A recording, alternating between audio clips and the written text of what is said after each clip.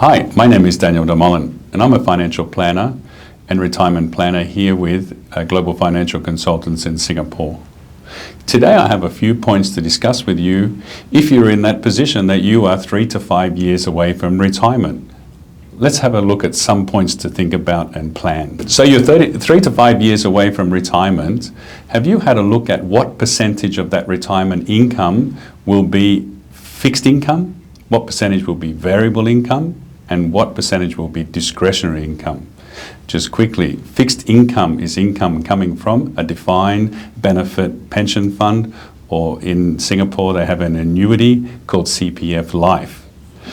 A variable income stream would be something from a portfolio that you're invested in the markets, financial assets, and discretionary would be income from property or income from a hobby that you might have in retirement.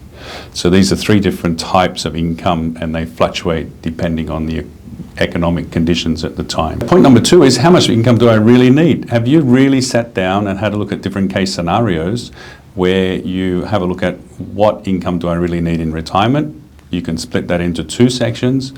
Retirement day number 1 until I'm 75 years old, and retirement from 75 years until 90 or 95 years old, which is presumed where average people do pass away.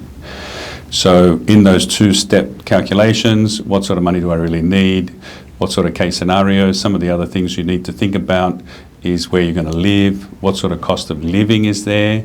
If you're living in country X and you've got a pension in country Y, how does country X treat your pension in country Y for tax purposes?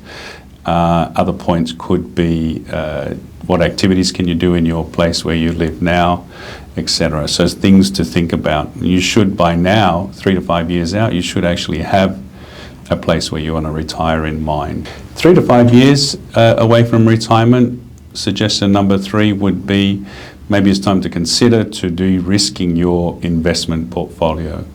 If you've got an investment portfolio that's in the growth phase of its growth and risk profile, maybe it's time to start to de-risk, come back to a balanced portfolio so that in future, if there's any corrections in the share market, it doesn't really affect your retirement plans.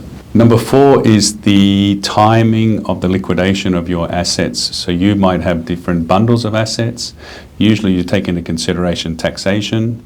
Do you take money out of your pension first in lump sum or in regular payments? Do you then take money out of other structures that might be tax-free? Usually tax-paid stuff comes out and gets used first. Tax-free stuff you can use last. What is the timing of the liquidation of those assets in order to fund your retirement is a very key, important thing to plan and think about. Finally, what is your relationship to debt? If you're going to retire in 3 to 5 years, I would say that you should almost be paid off any mortgage that you have on your house. You shouldn't be going into debt into retirement with debt.